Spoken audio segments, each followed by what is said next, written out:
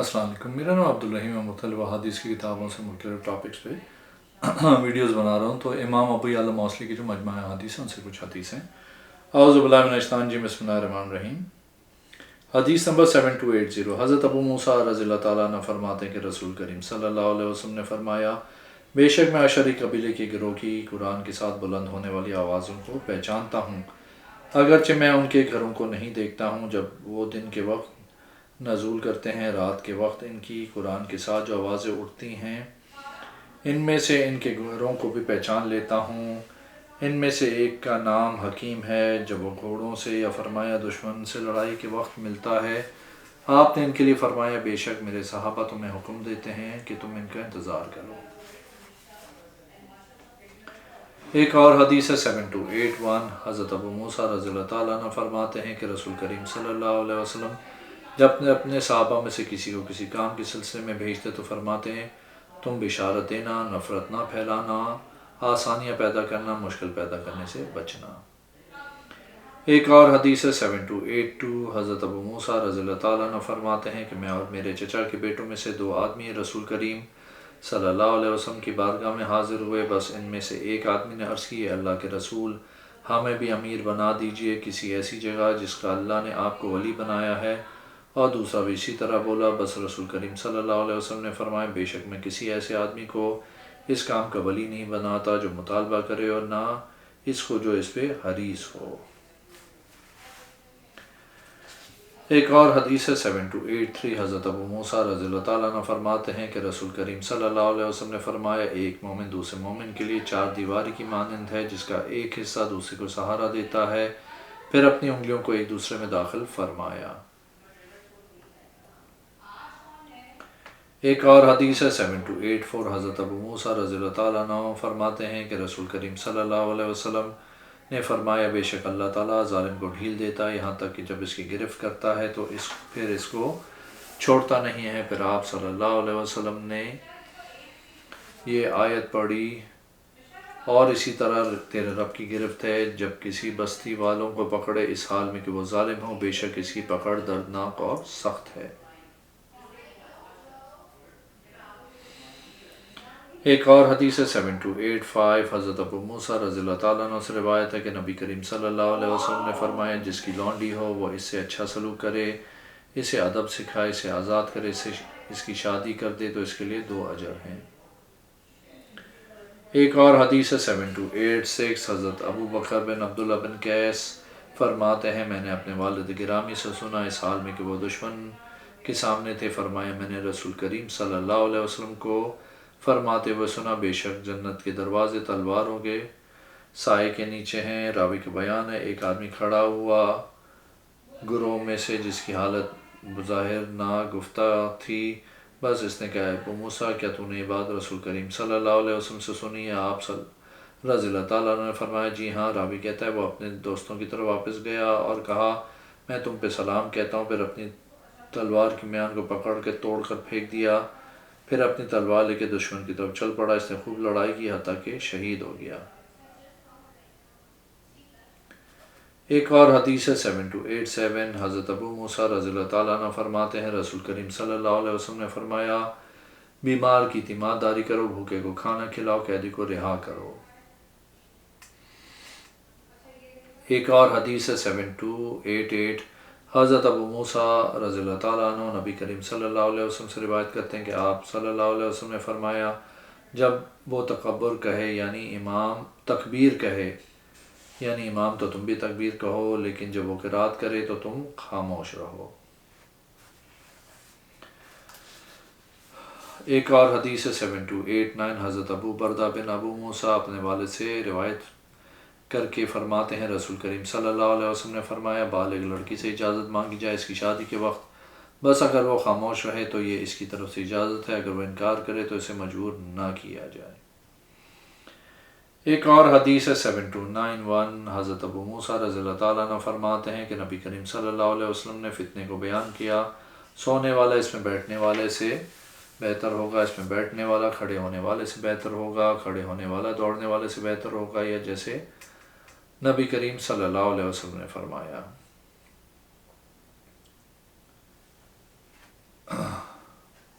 ایک اور حدیث ہے 7292، حضرت ابو بکر بن موسیٰ فرماتے ہیں کہ میں نے حضرت ابو موسیٰ رضی اللہ تعالیٰ عنہ کو فرماتے ہوئے سنا، میں نے رسول کریم صلی اللہ علیہ وسلم کو فرماتے ہوئے سنا، جنت کے دروازے تلواروں کے سائے کے نیچے ہیں۔ راوی کا بیان ہے، یہ سن کے ایک آدمی نے کہا جس کی حالت بظاہر سادہ تھی، اے ابو موسیٰ، کیا تو نے یہ بات نبی کریم صلی اللہ علیہ وسلم سے سنی؟ انہوں نے کہا جی ہاں۔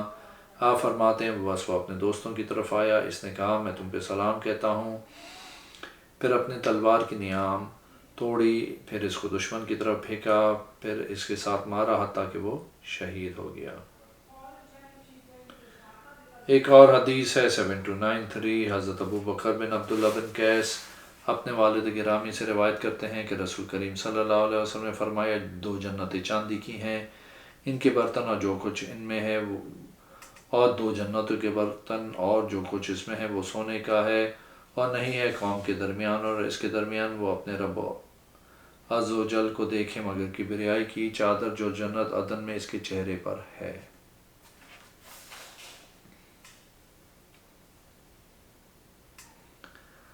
ایک اور حدیث ہے 7294، ان کے والد گرامی سے ہی روایت ہے کہ رسول کریم صلی اللہ علیہ وسلم نے فرمایا، بے شک جنت میں خیمے ہیں ایسے موتیوں سے بنے ہوئے جو اندر سے خالی ہیں، ان کی چوڑائی 60 میل ہے، ان کے ہر کونے میں گھر والے ہیں جس کو دوسرے نہیں دیکھ سکتے، مومن اس پر چکر لگائے گا۔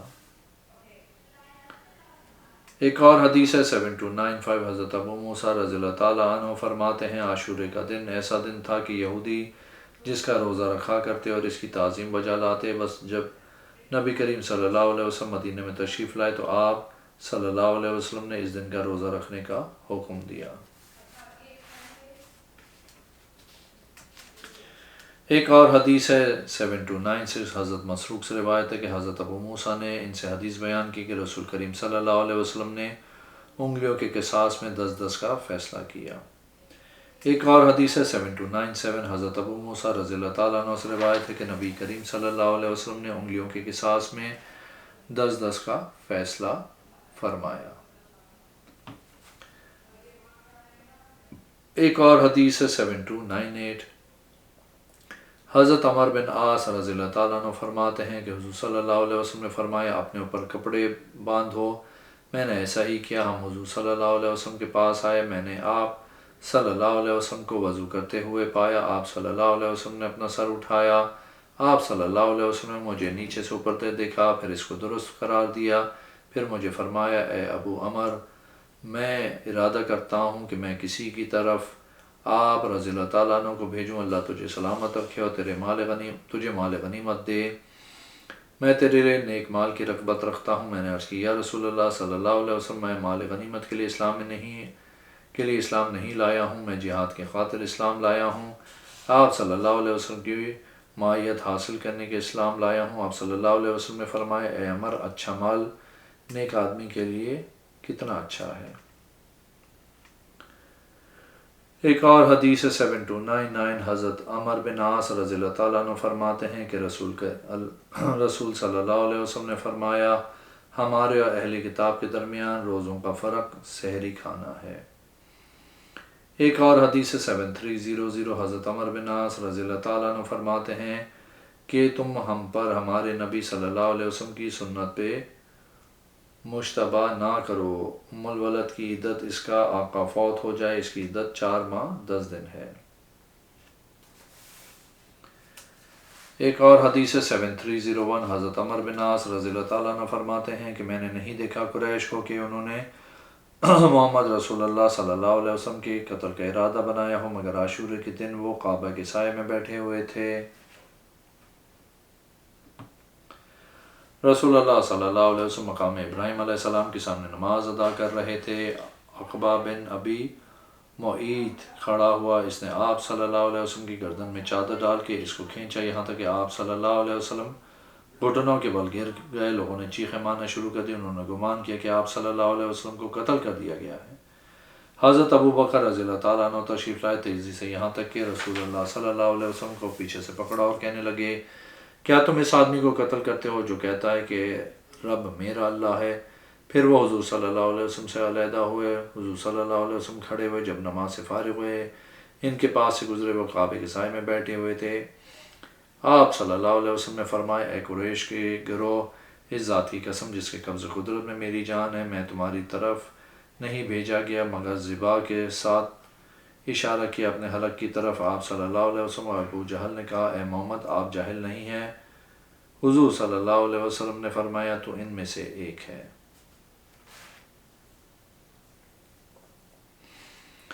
ایک اور حدیث 7302 حضرت عمر بن عاص فرماتے ہیں کہ رسول کریم صلی اللہ علیہ وسلم نکلے، بس کھڑے ہوئے، پھر فرمایا بے شک تم سے پہلے لوگ ہلاک ہوئے اپنے نبیوں پہ سوال کرنے اور اس کے خلاف اختلاف کرنے کی وجہ سے، بس کوئی آدمی مومن نہیں ہو سکتا حتیٰ کہ وہ ساری تقدیر پر ایمان لائے، خواہ وہ خیر ہو یا شر ہے۔ ایک اور حدیث ہے 7303 حضرت عمر بن عاص رضی اللہ تعالیٰ عنہ کے غلام بیان کرتے ہیں کہ مجھے آپ رضی اللہ تعالیٰ عنہ نے حضرت علی کی طرف بھیجا تاکہ وہ حضرت اسماء بنت امیس کے پاس داخل ہونے کی اجازت دیں۔ آپ رضی اللہ تعالیٰ عنہ کو انہوں نے اجازت دی۔ جب حضرت عمر رضی اللہ تعالیٰ عنہ اپنے ضرورت سے فارغ ہوئے، آپ رضی اللہ تعالیٰ نے آپ رضی اللہ تعالیٰ عنہ کے غلام سے پوچھا اس کے متعلق۔ آپ رضی اللہ تعالیٰ نے فرمایا حضور صلی اللہ علیہ وسلم نے ہم کو منع فرمائے ہم عورتوں کے پاس جائیں ان کی شوہروں کی اجازت کے بغیر۔ ایک اور حدیث 7304 حضرت عمر بن عاص رضی اللہ تعالیٰ عنہ فرماتے ہیں کہ حضور صلی اللہ علیہ وسلم نے فرمایا عمار رضی اللہ تعالیٰ عنہ کو باغی گروہ قتل کرے گا۔ ایک اور حدیث 7305 حضرت عمارہ بن خزیمہ رضی اللہ تعالیٰ عنہ فرماتے ہیں کہ ہم حضرت عمر بن عاص رضی اللہ تعالیٰ عنہ کے ساتھ نکلے، مکہ شریف کی طرف جانے لگے، ہم ایک عورت کے پاس سے گزرے، اس پہ پٹیاں اور انگوٹھیاں تھیں، اس کا ہاتھ کجاوے کی طرح کشادہ تھا۔ حضرت عمر رضی اللہ تعالیٰ عنہ نے فرمایا ہم حضور صلی اللہ علیہ وسلم کے ساتھ تھے، ہم نے کوے دیکھے، ان میں سے ایک کوا تھا جس کی چونچ اور دونوں پاؤں سرخ رنگ کے تھے۔ نبی کریم صلی اللہ علیہ وسلم نے فرمایا جنت میں عورتیں داخل نہیں ہوں گی مگر اس کوے کی حقدار نسبت۔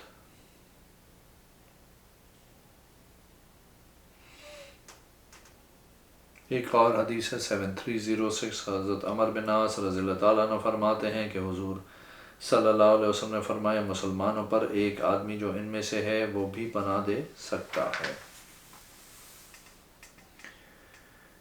ایک اور حدیث 7307 حضرت عمر بن عاص رضی اللہ تعالیٰ عنہ فرماتے ہیں کہ حضور صلی اللہ علیہ وسلم سے عرض کی یا رسول اللہ آپ صلی اللہ علیہ وسلم کو لوگوں میں سے سب سے محبوب کون ہے؟ فرمایا عائشہ رضی اللہ تعالیٰ عنہ۔ عرض کی مردوں میں سے کون زیادہ محبوب ہے؟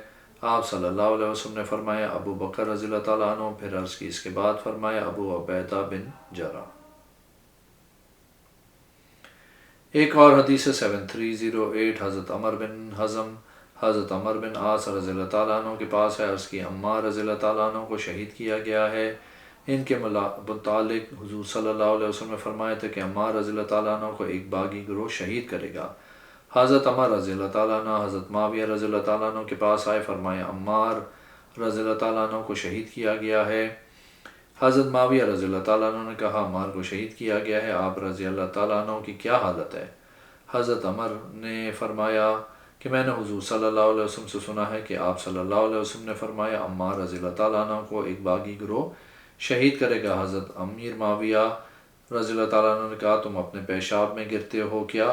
ہم نے اس کو قتل کیا، اس کو حضرت علی رضی اللہ تعالیٰ عنہ اور اس کے ساتھیوں نے قتل کیا ہے، نعوذ باللہ۔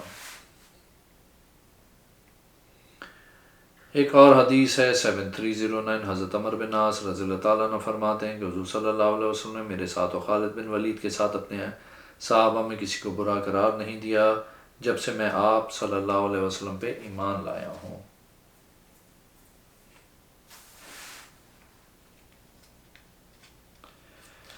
ایک اور حدیث 7310 حضرت ابو صالح فرماتے ہیں کہ حضرت عمر بن عاص رضی اللہ تعالیٰ عنہ تشریف لائے علی رضی اللہ تعالیٰ عنہ کے گھر کی طرف ان کو تلاش کر رہے تھے، ان کو نہ پایا، بس واپس چلے گئے۔ حضرت علی رضی اللہ تعالیٰ عنہ کو پایا، جب داخل ہوئے حضرت سیدہ فاطمہ رضی اللہ تعالیٰ عنہ سے گفتگو کی۔ حضرت علی رضی اللہ تعالیٰ عنہ نے ان سے کہا میں نہیں دیکھتا کہ آپ رضی اللہ تعالیٰ عنہ کو اس عورت سے ملنے کی ضرورت ہو۔ میں نے اس کے جی ہاں کہ حضور صلی اللہ علیہ وسلم نے منع فرمایا کہ عورتوں کے شوہر کی اجازت کے بغیر اس کے ہاں جائے۔ ایک اور حدیث 7311 حضرت محمد بن عاص فرماتے ہیں تم ہمارے اوپر ہمارے نبی صلی اللہ علیہ وسلم کی سنت کو مشتبہ نہ بنا ام الولد کا آقا جب فوت ہو جائے تو اس کی عدت 4 ماہ 10 دن ہے۔ ایک اور حدیث ہے 7312، بے شک حضرت ابو عبداللہ اشعری نے حدیث بیان کی کہ رسول کریم صلی اللہ علیہ وسلم نے ایک ایسے آدمی کو دیکھا جو رکوع و سجود مکمل نہیں کر رہا تھا، تو آپ صلی اللہ علیہ وسلم نے فرمایا اگر یہ آدمی اسی حالت میں مر جائے جس پہ یہ ہے تو میری ملت دین پہ نہیں مرے گا، بس تم رکوع و سجود مکمل کیا کرو، کیونکہ جو نماز پڑھتا ہے لیکن رکوع و سجود مکمل نہیں کرتا اس کی مثال اس بھوکے آدمی کی ہے جو صرف 1 یا 2 کھجوریں کھاتا ہے جو اسے نفع نہیں دیتی ہیں۔ حضرت ابو صالح فرماتے ہیں میں حضرت ابو عبداللہ سے ملا، میں نے کہا آپ کو یہ حدیث کس نے بیان کی ہے؟ انہوں نے رسول کریم صلی اللہ علیہ وسلم سے سماعت کیا، فرمایا لشکروں کے امیروں نے مجھے حدیث بیان کی، مثلا حضرت خالد بن ولید، حضرت شرجیل بن حسنہ، حضرت عمر بن عاص رضی اللہ تعالیٰ عنہ کہ انہوں نے اس حدیث کو رسول کریم صلی اللہ علیہ وسلم سے سنا ہے۔ اگر آپ نے میرے چینل کو اب تک سبسکرائب نہیں کیا تو پلیز کیجیے، اس ویڈیو کو لائک کیجیے، اگلے میں انشاءاللہ حاضر ہوں گا۔ اللہ